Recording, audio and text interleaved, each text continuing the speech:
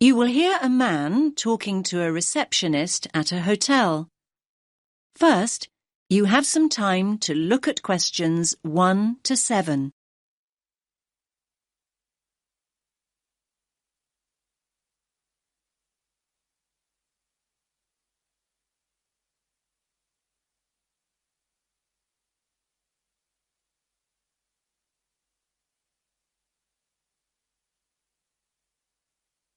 Listen carefully to the first part of the conversation and answer questions 1 to 7. Good evening, sir. Do you have a reservation? Yes. Let me just check I've got everything. Sorry. Yes, a reservation. It's in the name of Hartley, Martin Hartley. Let me see. Oh, yes. Here it is. That's for 3 nights. Yes, that's right. Do you need my passport? I just need to take the number as a form of ID. No problem. Now, can I just ask you to fill in this registration form, please? Actually, no. You see, I've broken my wrist. Yes, I noticed that. I'm afraid form filling is something I can't manage right now. Not without a lot of pain, anyway. Oh, dear. I'm sorry, sir. But don't worry. I can complete the form for you. That's very kind of you. What do you need to know? Well, let's start with your name, of course. So that's Martin, Hartley. That's Hartley. Thanks. And your address? 45 Carlisle Way. Could you spell Carlisle for me? Sorry. It's CARLISLE.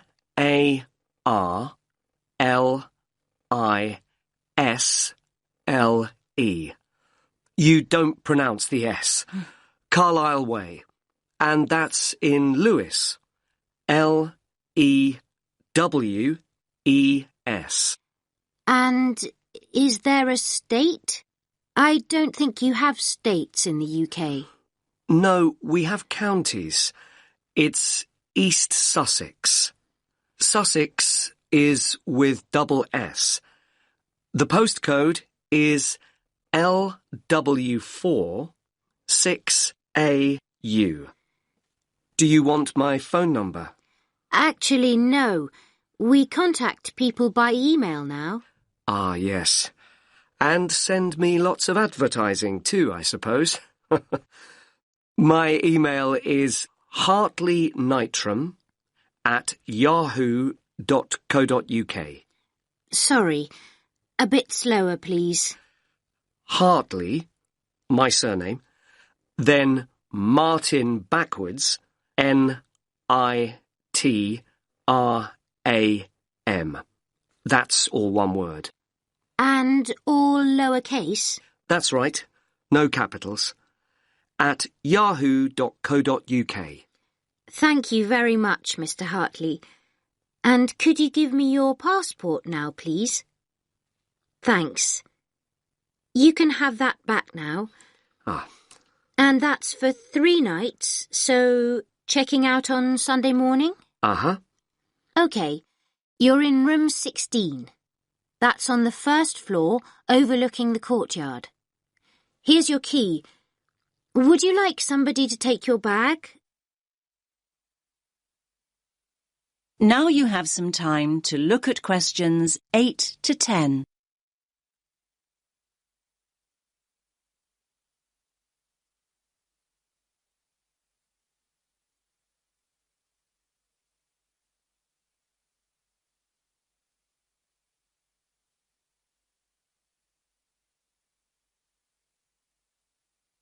Now listen to the next part of the conversation and answer questions 8 to 10. Do you have a map I can take? Yes, of course. We've usually got lots of them here. Somewhere. Ah, yes. Here we are. Thanks. Could you show me where we are exactly? Let me have a look. Yes. This is our street here, Avenida Constitución. The bigger hotels are marked, so let me just see which one is us. Here. Yes, here. This is Hotel Columbus, just before you get to the museum. I say just before because that's the way most people get here. I mean, coming from the main square where all the buses stop, or from the station. Yes, that's the way the taxi came in from the airport. I thought we drove past the museum, though, just after we went through that big square you mentioned. Ah, you probably mean here. That's actually an art gallery. It's worth having a look round, but the museum's more interesting. I think so anyway. Thanks for the tip. I hope I get time. Right, well, tomorrow I've got to be at the conference centre. They told me they'd put me in a hotel that wasn't too far away. Oh, yes. The conference centre's not too far at all. Let me see. Yes, down here. You can walk there in 7 or 8 minutes. Just cross over the road and go straight down this street here. That will take you towards the newer part of the city. Walk on for a couple of blocks, and then when you get here, you just have to go right a very short distance, and then you'll see the conference centre above the other buildings. It's quite big. I see. That all looks quite straightforward. Thanks very much. My pleasure. Have a nice evening, sir.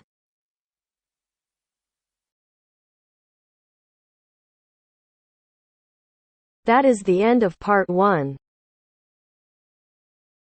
You now have half a minute to check your answers.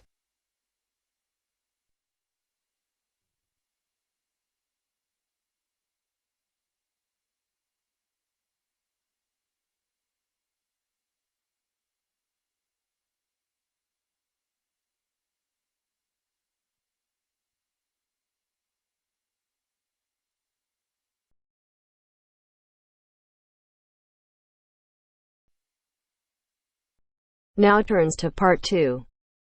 Part 2. You will hear a woman talking about health and safety when using a computer. First, you have some time to look at questions 11 to 17.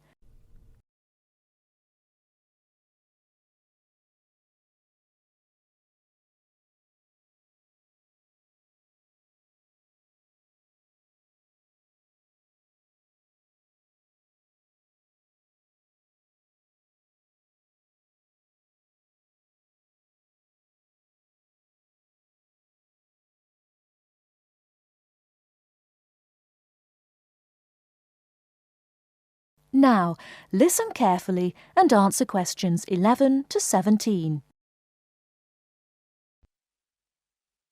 Hello everyone and welcome to the second session on health and safety.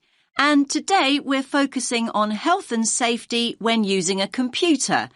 Now, can you all gather round this workstation here? That's great, thanks. OK now, let's look at some equipment that is specifically designed for safe computer use. Firstly, take a look at this item here. Yes, the sloped slab in front of the keyboard. Does anyone know what it is? That's right, it's a wrist rest. And it does a lot more than take up room on your desk, I can tell you. Well, what does it do exactly? In actual fact, it's specifically designed to support your wrist when you're typing or when you're using a computer mouse. Now, the one I'm holding in my hand is made of foam rubber. Come on now, have a feel. You know you want to. Now, it's very flexible, isn't it? The padding is firm, but it also gives way when you press it, just like this. Here's another type, by the way. This one is filled with gel.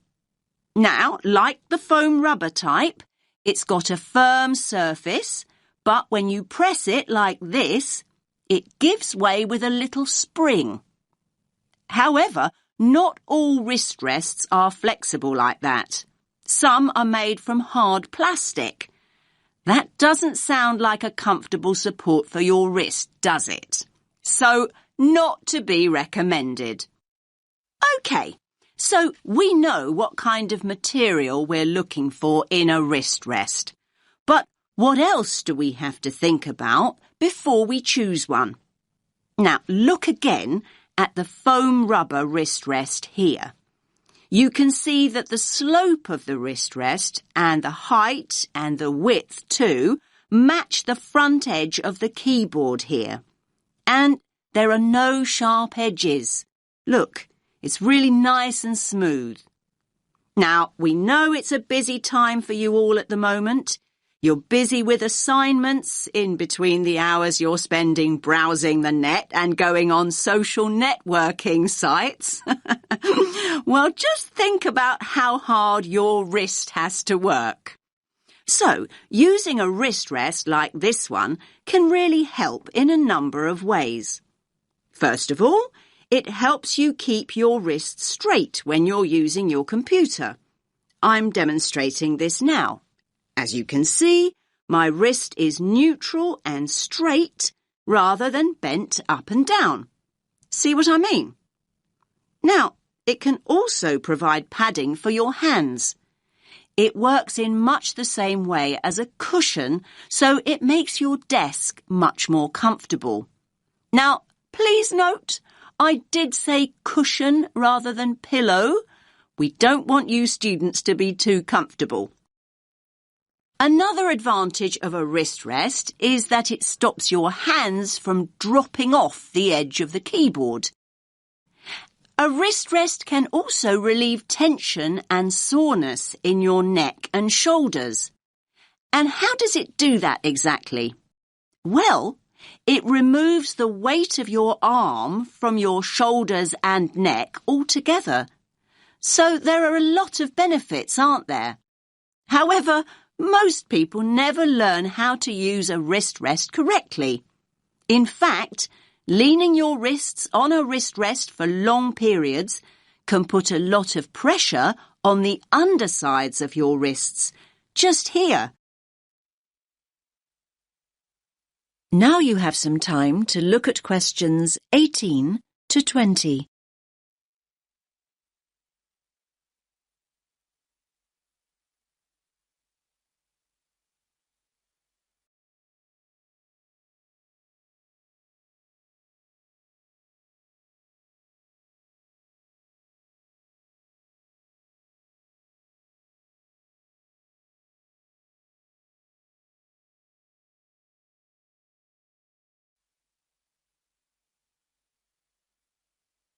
Now listen to the rest of the talk and answer questions 18 to 20. So, to make the most of your wrist rest, it's really important to follow a few basic tips. First of all, make sure you place your wrist rest approximately 1.5 inches away from your keyboard, like this. And never ever place your wrists directly on your wrist rest. Instead, place the palm or ball of your hand on the rest. And another thing, don't use the wrist rest all the time, particularly when you're typing. Instead, your hands should be on the wrist rests during break periods, so between your typing sessions. This will avoid you putting strain on your wrists and fingers. Now, does anyone have any questions before we move on to computer glasses?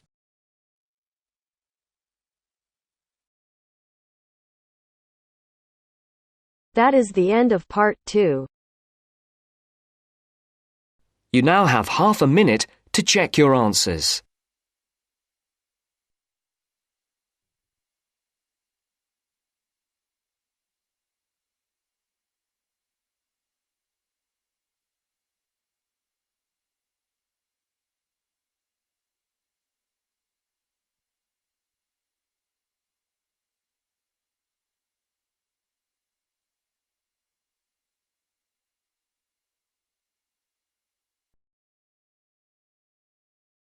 Now turns to Part 3. Part 3. You will hear two students talking about reading. First, you have some time to look at questions 21 to 24.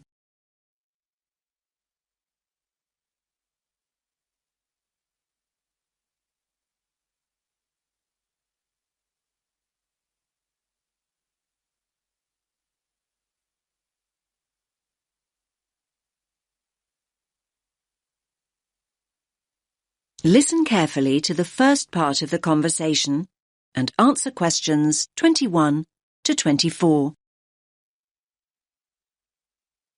Hi, Milena. How's your research for your assignment going? Which assignment, Josh? The one on sustainable transport. It's due in on Friday. Oh, I've not nearly finished it. I've still got so many articles to get through. In fact, I need to read another 2 books on the reading list before I can even think about writing it up. It doesn't help that I'm a really slow reader. Well, why don't you practice speed reading, just like me? Oh, let me into your secret. If anything, if I don't get a move on, my assignment is going to be late. What exactly is speed reading, anyway? Well, speed reading basically means reading faster and more efficiently. It can make such a difference. I've noticed the benefits already, and I've only been doing it a few weeks. Sounds good. What benefits are we talking exactly? Well, the majority of people read at an average rate of 250 words a minute.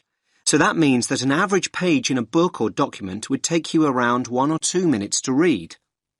So up to 2 minutes a page. That sounds quite fast to me. I reckon I spend at least 5 minutes on each one. But just think about it. Imagine if you could double that rate to 500 words a minute. You could zip through all the articles and books in half the time. Another thing is that it can help you understand the basic structure of an idea or an argument much better. Now you have some time to look at questions 25 to 30.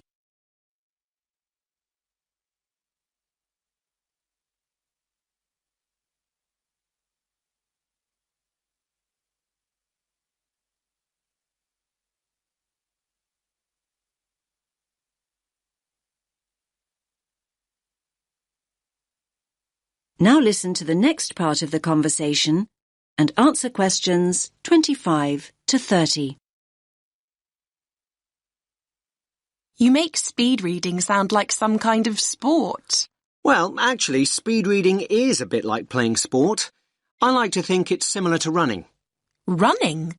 Much too fast for me. I'm more of a jogger. You're not selling it to me very well. Okay, but just think about what it takes to be a fast runner. You can learn the techniques, but to get really good at it and build up your speed, you really need to practice. But athletes train for hours every day. That's true, but your reading speed can improve if you practice a few basic techniques. The first thing to do is to actually find out how fast you're reading at the moment. So, time my current reading speed. But I read so slowly, it will be really depressing to find out just how slow I am. Believe me, timing yourself is a really good idea and it's so easy to do. There are lots of online speed reading tests. You just enter the words reading speed test into Google and loads will come up. You could also do a reading comprehension test and see how well you understand what you're reading. I don't know. But remember to read at your normal speed and time yourself on a few different pages. The average of your times should indicate your average reading speed. What do I do next? Well, the next thing to do, and this is really important, is to get rid of distractions. I used to think that music in the background while I was reading was a good thing, but it wasn't for me. I found I increased my speed by working without any noise whatsoever. I usually read in the library, but there always seem to be people talking around me. Well, try using earplugs to block out all the distractions. Another important thing is to set yourself targets. Basically, if you know what your goal is, you're more likely to achieve it. My goal? Well, that's easy. I need to find out about the problems of accessible transport in Africa and then think about some solutions. I know what I need to do, but I keep skipping back to a sentence I've just read. And at other times, I go back a few pages just to make sure that I've read something right. I know what you mean. Actually, a lot of people do that when they read. They reread material when they don't actually need to. It's called regression, and it's important to get out of the habit of doing it. You can reduce the number of times your eyes skip back by running your finger or a pencil along each line you read. Your eyes will follow the tip of your finger, and this helps you avoid skipping back. Why not give it a try? Yes, I think I'll give it a go. But I suppose the first thing to do is find out what my reading speed is. What a thought!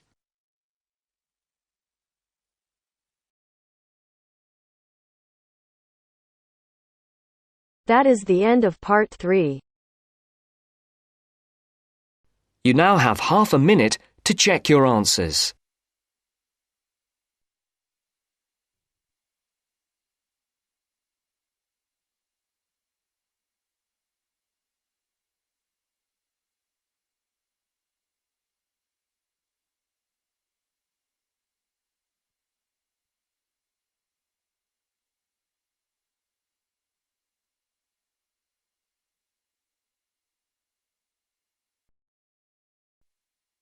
Now turns to part 4. Part 4. You will hear part of a lecture about animals. First, you have some time to look at questions 31 to 40.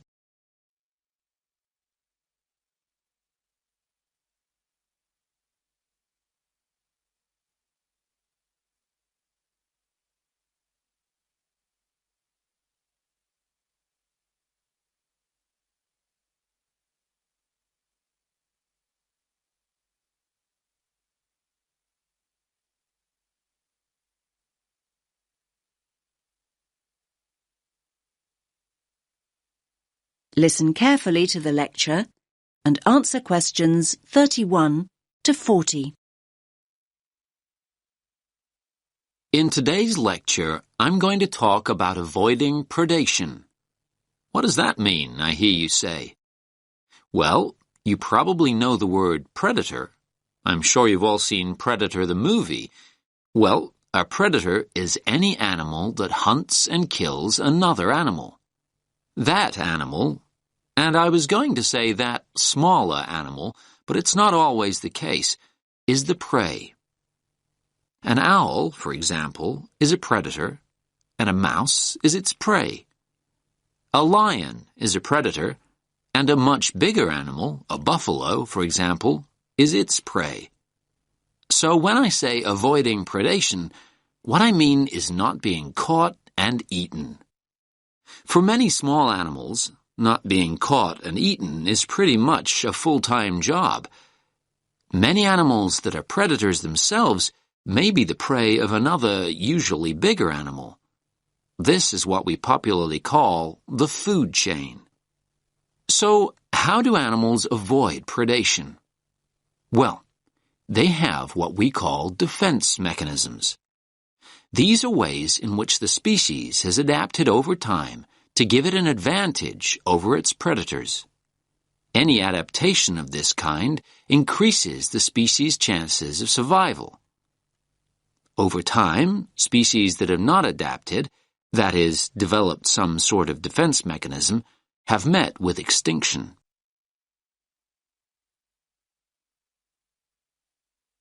There are various forms of defense.